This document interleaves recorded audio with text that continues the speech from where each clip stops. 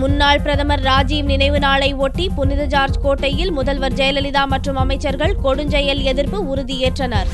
முன்னாள் பிரதமர் ராஜீவ் மே 21ஆம் தேதி மனித வெடிகுண்டால் ஸ்ரீபெரும்புதூரில் படுகொலை செய்யப்பட்டார். அவரது மறைவு தினம் கொடுஞ்செயல் எதிர்ப்பு நாளாக நாடு முழுவதும் கடைபிடிக்கப்படுகிறது. இதையொட்டி சென்னை புனித ஜார்ஜ் கோட்டையில் தமிழக முதல்வர் ஜெயலலிதா தலைமையில் அதிமுக அமைச்சர்கள் மற்றும் தலைமைச் செயலக ஊழியர்கள் கொடுஞ்செயல் எதிர்ப்பு உறுதிமொழியை ஏற்றனர்.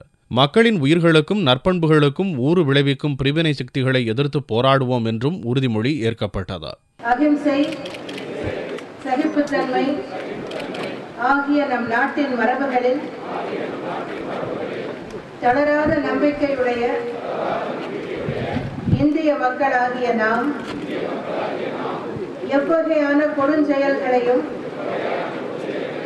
வன்முறைகளையும் முழு ஆற்றலோடு எதிர்ப்போம் என உறுதி கூறுகிறோம். இந்நிகழ்ச்சியில் IAS அதிகாரிகள், உயர் போலீஸ் அதிகாரிகள் மற்றும் தலைமைச் செயலக ஊழியர்கள் கலந்து கொண்டனர்.